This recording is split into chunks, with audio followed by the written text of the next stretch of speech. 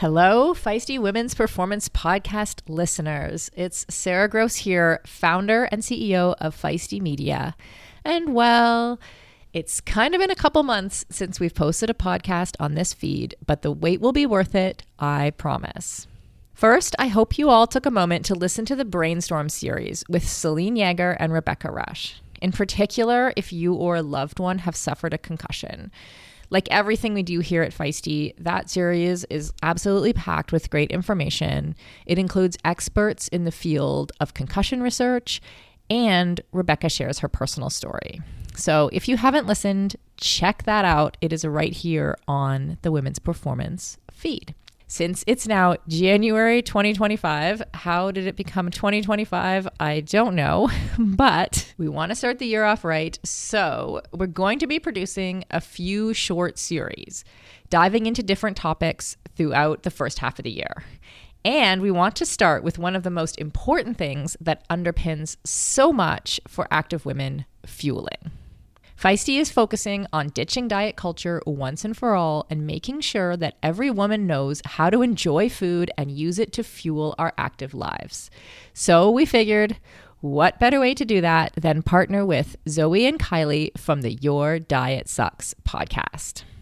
On the Your Diet Sucks podcast, journalist, comedian, and ultra runner Zoe Rom teams up with dietitian, nutritionist Kylie Horn to create a show that is funny, relatable, and packed with great advice. Over the next 3 weeks, we will be sharing 3 episodes of the Your Diet Sucks podcast right here on the Women's Performance podcast feed. The first episode will cover a topic I know many of you are interested in: the history and science of fasting. The second episode will dive into why diet culture feels so cult-like these days. From paleo to keto, people believe deeply in that stuff. And the third episode will unpack the evolving conversation around orthorexia, a term that is used to refer to an unhealthy obsession with healthy eating. So if you love these episodes, be sure to subscribe to the Your Diet Sucks podcast feed wherever you listen and follow them on Instagram. And if you want to join the hundreds of women who have learned how to fuel their bodies with us, Feisty's online course, Fueled, will be on sale starting in mid-January. So get yourself on the wait list. The link will be in the show notes.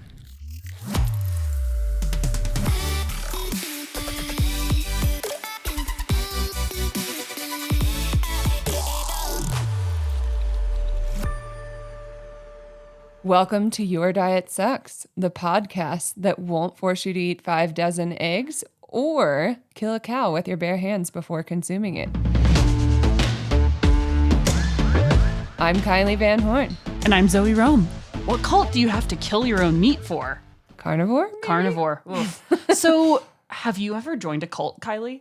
Have you, or do you feel like you've ever been in something a little bit culty or cult curious? I mean, running, endurance sports. Yeah.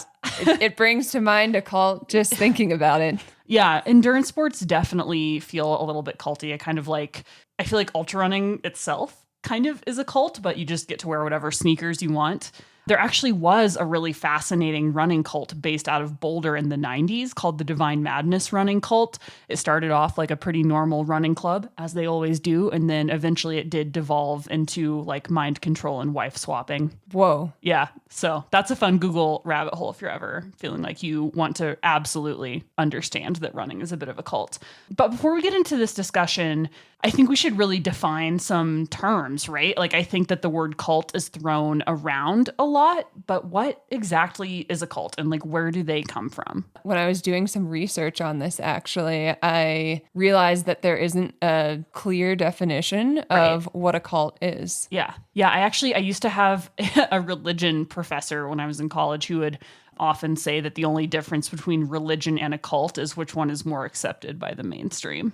Oh, wow. And that has kind of sat with me. As someone, I grew up in the South. And so I feel like a lot of the churches that I bounced around at were, I would call them culty, but I think the people that went to them would just call them churches. Yeah, I can relate to that. Growing up in the Lutheran church. Yeah. For me, though, as soon as you're busting out robes and you're there 3 times a week, that's a cult, you know? Like, that's my personal definition is robes and if my Wednesday nights are controlled by you. Yeah, I mean, I think when I was thinking about this, what comes to mind is extremes and control. But when I was looking into trying to find a definition, there wasn't anything clear, per se. That's interesting. So, I think one thing that we wanted to look at was the definition and research proposed by Dr. Margaret Singer, who did a lot of really interesting research on cults back in the 50s through the 50s and 60s. And I think she really set out a really interesting sort of like 6-point checklist for, are you in a cult? So do you want to hit me with those checkpoints? One of the things that we wanted to talk about here is how to relate a diet, like a specific diet that we kind of feel might be cult-like. Yes. And then go through these conditions so people kind of understand. So, let's maybe back it up. Like, why did we want to do this particular episode? Like, what do you see, again, as a registered dietitian nutritionist who specializes in working with endurance athletes? Do you see a lot of folks who are engaging in diets in a way that feels a little bit culty? Oh, yeah. All the time. Like, this was one of the first episode ideas that I feel like I came up with because it is something that I see the most, I feel like, in the mainstream, like, social media space, too. I think with that accessibility of anyone maybe feeling like they're an expert in nutrition and then their diet and what they're following is the best thing, it kind of sometimes even turns into their own little cult following, For sure. And I think, again, and I'm sure we'll get into this more later, but social media, because it really incentivizes the most extreme cases of everything, something that 100 years ago wouldn't have picked up any traction because it was so ridiculous on its face. Now you can grow a pretty incredible following because of how the algorithm always incentivizes the most extreme, the most out there examples of absolutely everything. But getting back to Dr. Margaret Singer, what is her cult evaluation? The first kind of principle or condition for thought reform that she has is keeping the person unaware of what is going on and how he or she is being changed. Yeah, one step at a time, right? And I feel like this is something you can see, again, like so often with social media and the internet and the YouTube rabbit hole of like, maybe you just searched like easy meal prep and then 2 hours of being glued to your screen later, you're figuring out how to kill your own mountain lion for red meat. Yeah, I mean, that's definitely carnivore style. Yeah. Primal. But I think that that's something like, so often when people sign up, quote unquote, sign up for this stuff, usually there's not like a literal signing up, but when they get involved, it's sort of like that thing of turning up the hot water with the boiling frog in the pot is you maybe don't realize how extreme it is or how restrictive it is to start. It just seems like a really great idea. And you're presented with all this amazing evidence and everyone who's involved seems like such a great person and the community is so positive.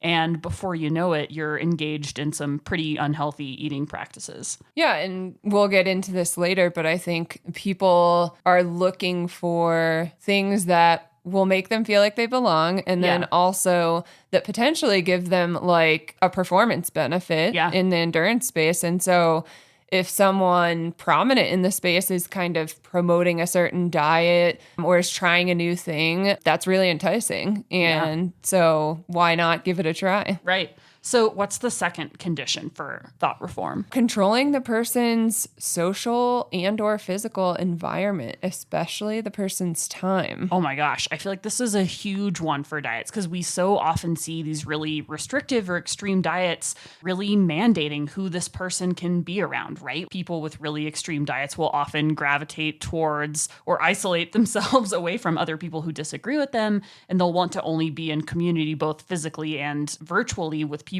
who agree with them and who validate their decisions. You're going to see people who literally will choose to move in really particular spaces. Like they're going to only be going to specific restaurants. Maybe they only shop at specific health food stores where everything is free of pesticides and organic and whatever. And I think the time control one is really key too, because I think a lot of these diets end up taking up so much time of the person, right? Like maybe it's the meal prep, maybe it's the research, maybe it's all the time that you have to spend scrolling and engaging with your community online. But I think that time control is really one of the most key elements here.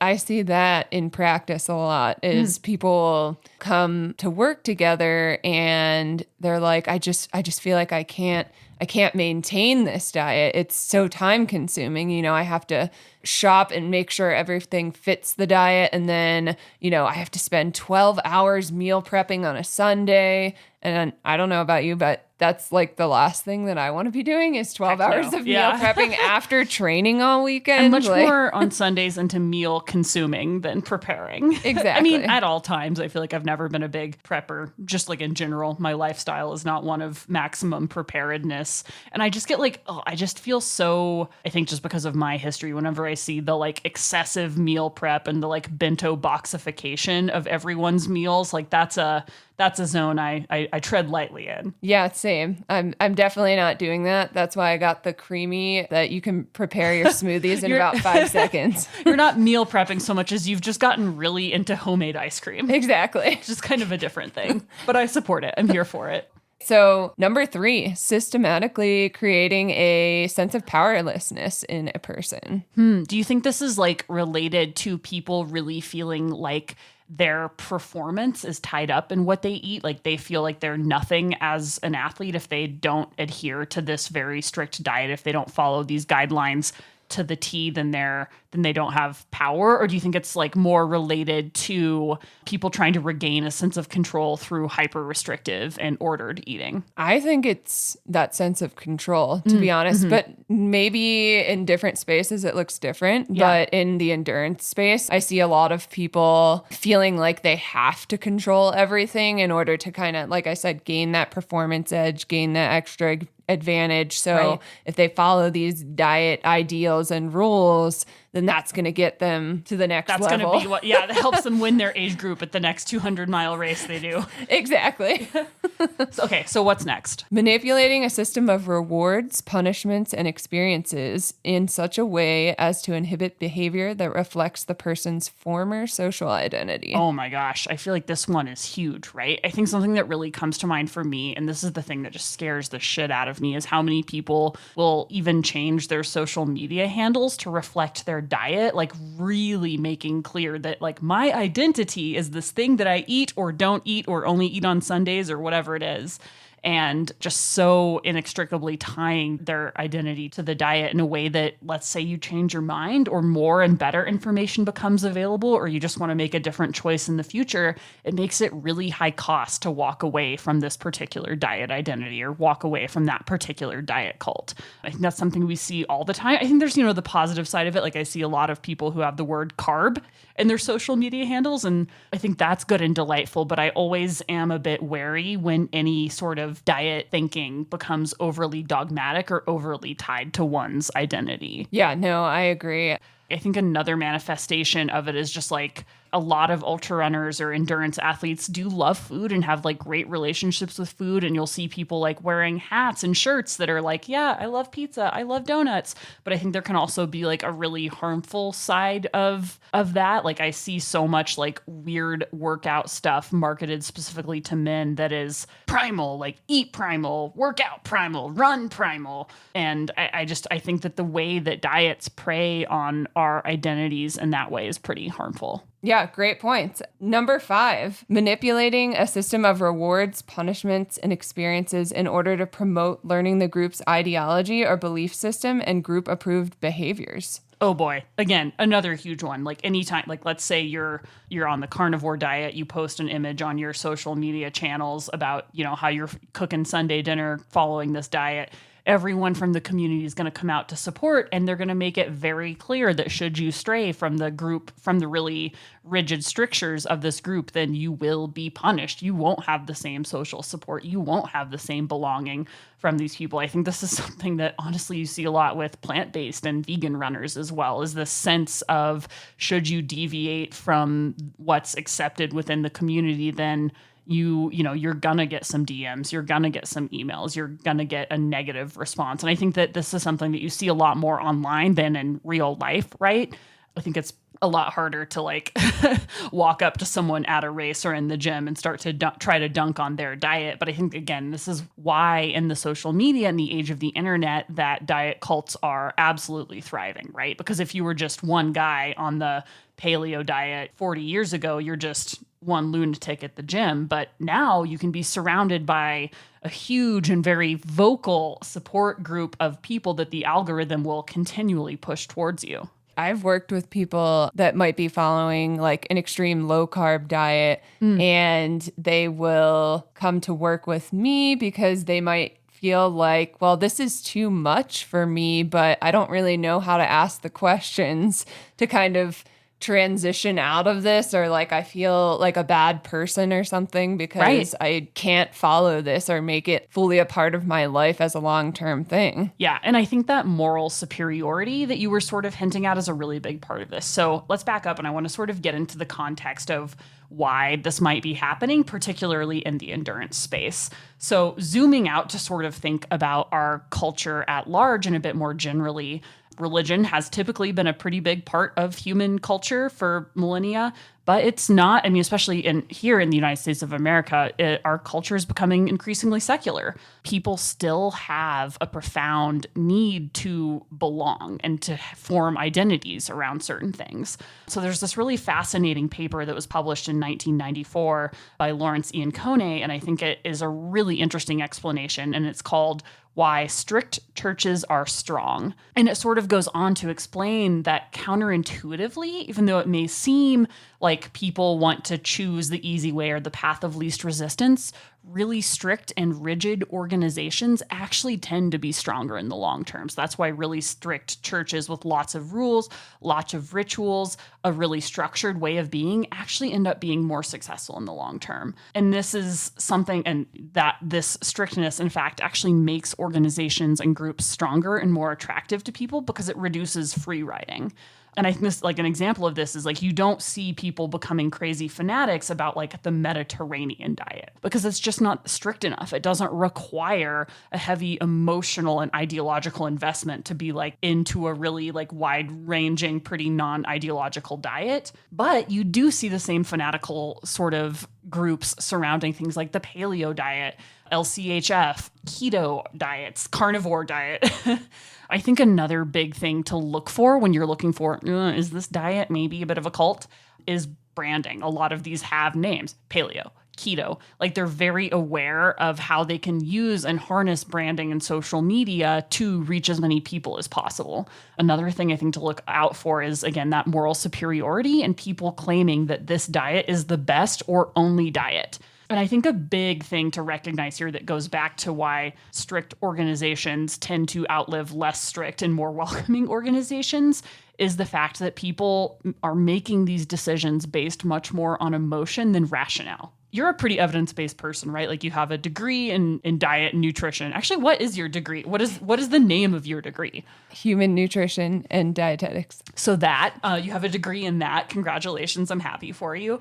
But most of us aren't actually making decisions about diet from a place of logic, reasoning, and evidence. We're making it from a place of emotion, right? And so many of these decisions, it's much more about identity and signaling than it is about any type of evidence, right? And I think some really interesting things to tease apart here are the idea that women are much more likely than men to become vegetarians.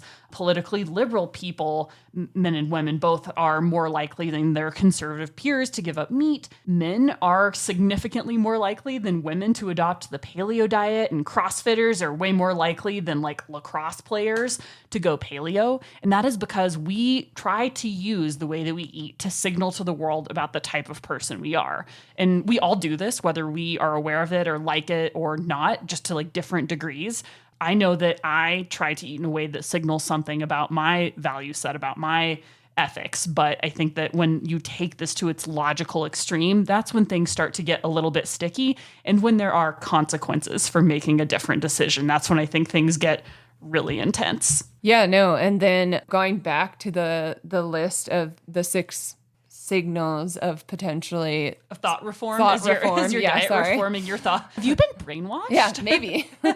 Looking at number 6 and thinking about the idea of a pyramid scheme or just having no room for feedback is another one of these signals. Totally. I feel like so often these diets become echo chambers online and in person, right? Where anyone who presents evidence counter to your previously held beliefs they're wrong and they're bad, and wherever they're getting their evidence from is fake news, right? I think we see this so often in like the food science space when someone will present a study that maybe counters the argument of another party, and people will immediately point out like, fake news. Look at who funded this study. It's bad research. It's funded by big pharma. You can't believe any of it. You need to throw away the study and use all your money to buy my essential oils. Yeah, I mean, I will say dietitians in general get attacked all the time because people will claim that we're being paid by like the sugar industry or something to promote our ideas. How much are you currently being paid by the sugar industry? And how $0.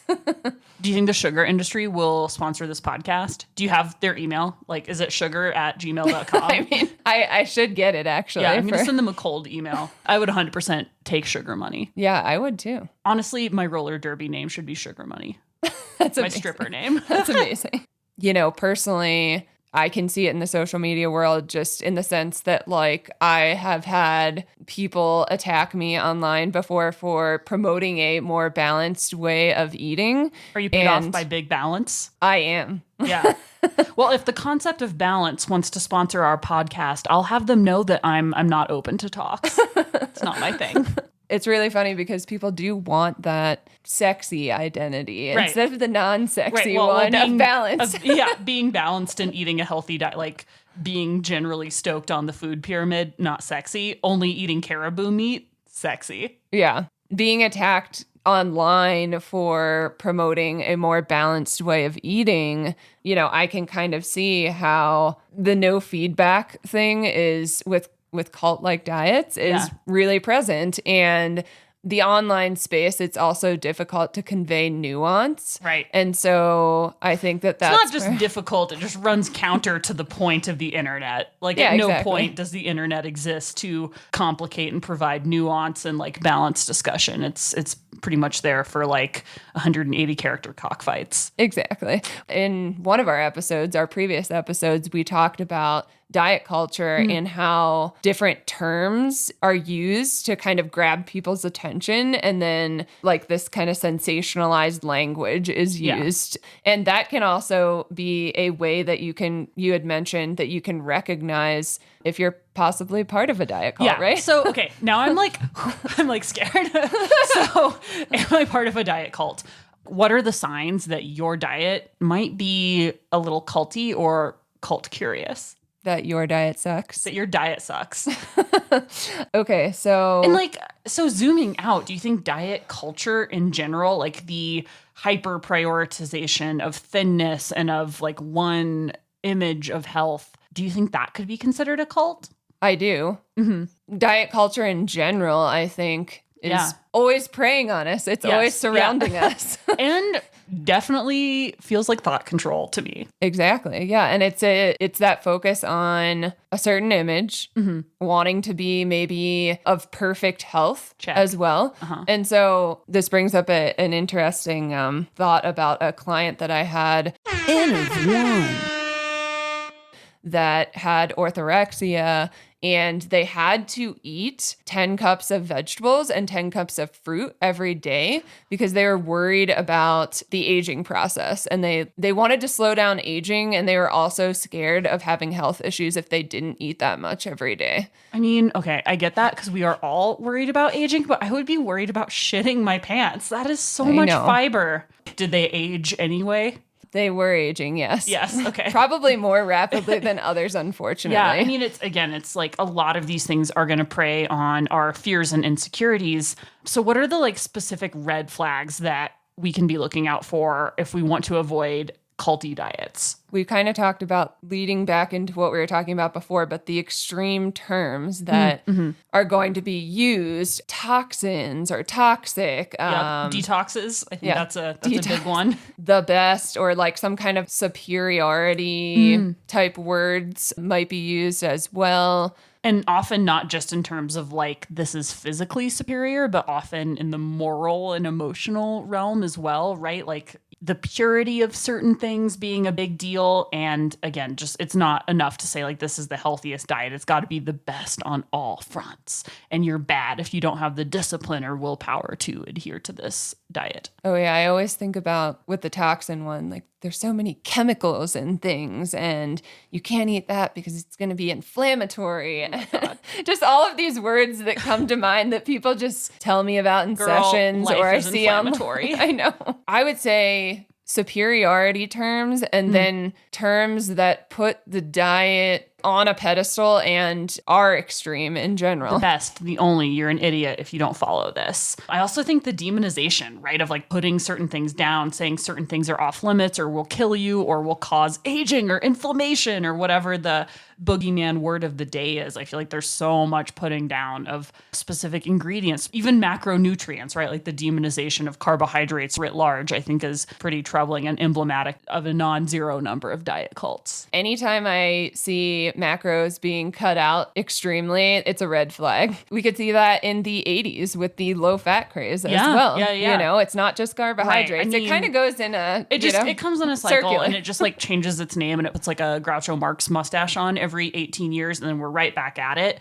I read this really interesting article about how the Atkins diet, which was that's just like your mom's LCHF diet, it was so anti-potato that it did like actually shrink the amount of like potatoes being grown in the US for many years. And it actually led the potato industry to do research into creating a low carb potato, like to genetically modify an Atkins friendly potato, because the Atkins diet was so popular that it actually was like really dramatically shifting American agriculture in a way that people wanted to invest in genetically engineering potatoes for the future. Wow, that sounds like a sad existence. I just don't know what the point of a potato without carbs would be. I know, right? Like a meaty potato? Ugh. I don't know. That sounds disgusting.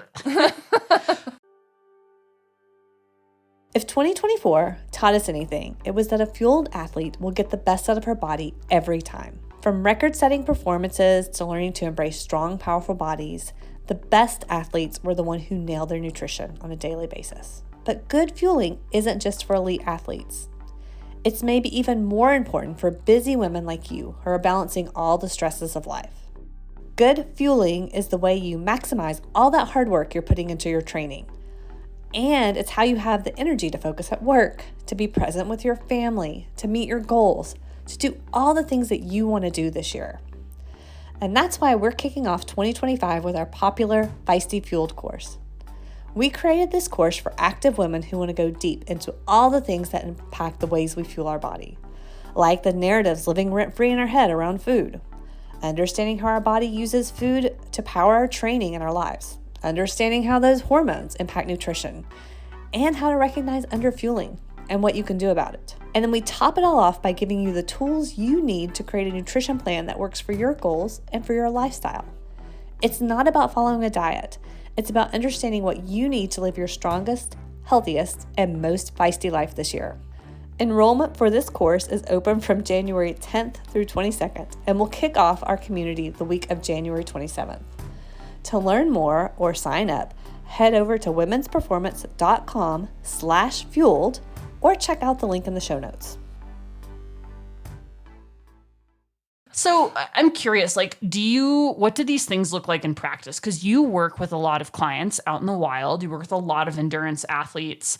How do you help people dismantle sort of the brainwashing that a lot of this can do to folks? How do you help people get out of the place of hyper-restrictive, ideologically motivated eating? When people come to me that might be following some of these types of diets, I don't initially say to them, like, you need to go to the other extreme or like you need to get to this balanced place or something. You're in the wrong cult. You should be in my cult instead. Yeah, I'm not trying to convert them. But what I do try to do is present them with, here's what we know works for health and performance, and here's where you're at. And then we have that kind of conversation about making changes to maybe get yourself into a different spot. Or even with my low carb athletes that are maybe trying to find a different spot with their diet, I don't tell them that they need to eat the most extreme amount of carbohydrates. I have that conversation with them about, hey, like, do you want to trial increasing your carbs and see how you feel? And we don't have to get fully to where I recommend that you get to, but let's give it a shot or experiment. And usually people are on board. And once they start trialing things, I'm actually working with somebody right now that's doing this. N of one. Once they start trialing, more carbohydrates, they're like, wow, I forgot. Amazing. Yeah, I forgot how much energy I can have during my runs. And I also don't have to worry about going to a restaurant and then ordering something with carbohydrates and having it mess up my keto state. Yeah. So I don't have to pee on a strip of paper every 6 hours to see if my diet is working. Right? Yeah. And then I think the hard part too is people might not understand the nuances within the diet cult either.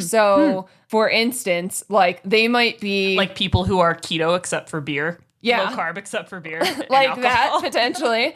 Or they might, if they're looking to maybe a runner that's like promoting the low carb, high fat diet, and that runner actually does use carbohydrates during exercise, I find that a lot of people will think, well, I can't use any carbohydrates at all, ever. Just a handful of berries, like a bunny rabbit. Take that out in your little satchel. Oh my gosh, just like a cute little like fairy satchel full of high carb berries.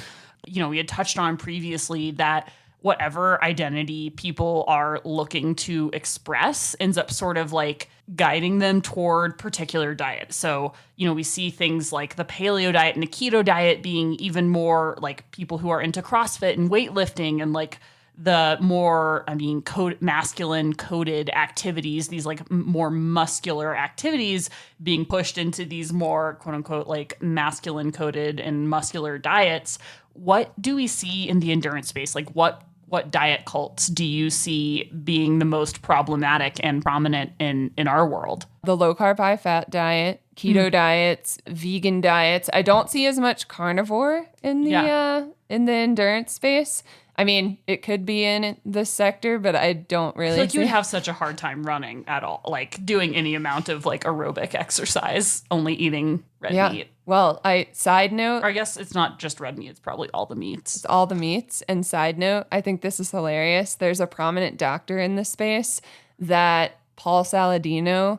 He actually wrote a book about the carnivore diet in 2020. And then he came out publicly online recently and said that he stopped doing the carnivore diet because his hormones got fucked up. God. The most predictable ending ever. I mean, we all did stuff in 2020 that we would probably regret now, but writing a book, the premise of which you have walked back on, is pretty major. Yeah. Congratulations. But I think, again, like it's so brave to be able to disconnect yourself from a diet when you've likely made a lot of money and like gained a lot of followers and prominence and built cachet on it. It's so hard to say like, actually, I feel terrible and this is not good for my health. And I wonder how many people have had that experience but haven't had the courage to distance themselves from these ultra dogmatic diets. Because again, they become so core to people's identities. I think especially in the endurance space, as people are constantly jockeying for attention and trying to find an edge to gain an audience and to get attention, that it really incentivizes picking up on the most extreme, the most ideological sort of instances of like, I only eat non-pasteurized cheese.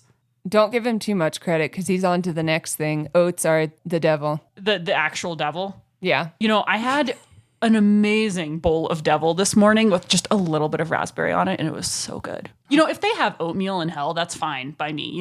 If it's just like a Hilton, like continental breakfast situation, I'm happy, Yeah, and that's the thing is like I think a lot of these influencers or people following these diets, they might jump from one thing to the next. They might be more prone to jumping from one thing to the next. Yes. So I would be cautious, I guess, if I was somebody that saw someone doing that, like actually maybe backing up on a book that they wrote about carnivore, and then they're like, oh, but I'm on this new kick, But I'm right this time. Buy my new book, Why I Was Wrong the Other Time, but I'm right now for only $19.99. Amazing. Why do you think endurance athletes are maybe more prone to embracing cult-like diets? Like, what do you think it is about, maybe even not just specifically endurance athletes, but athletes, like as people who are really trying to achieve physical things, what makes us so likely to fall into these traps? I think the needing or wanting to gain the edge or Yeah. get that PR or optimize your health and performance.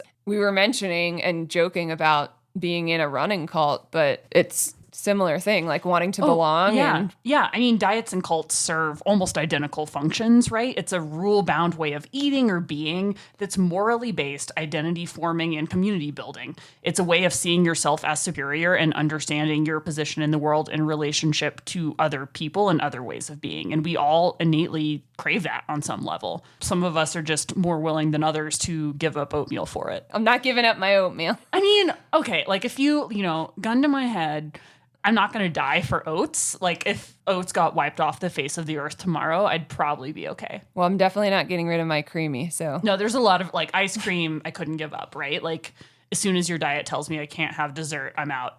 Exactly. That's how committed I am. Same. But like if there was a cult that was like, we eat dessert 3 times a day, I would shave my head tomorrow. There is kind of, we didn't mention that one, but the no sugar clean eating. Like that's kind of in my mind. It definitely, I think it definitely is, right? What's the definition of clean eating? And that is the big question always. I think no one really knows what it means, which is why it's like so popular. I think like sort of the happy medium, the Goldilocks zone for a cult is something that's simultaneously incredibly strict, but also like can evolve and pivot really quickly. The paleo diet, I think, being an amazing example of that, because there's like so much research and evidence that shows why the premise that it's built upon is fraudulent and not a thing. And people continue to follow it and they just keep like moving the goalpost of like, no, actually what we're saying is this. Well, actually, sure, maybe those people did eat legumes, but we don't like legumes because of this reason. Going back to what we were talking about and why the endurance space tends to want to maybe gravitate towards certain diet cults, that performance advantage is what I see the most. And I see it with not just like a diet, extreme diet, but things like supplements as well, Supplements are definitely starting to get real culty. I mean, it's not even just about what you can't eat, it's about what you're like supposed to eat. I'm not going to mention the green supplement that you need to be taking, but no free ads.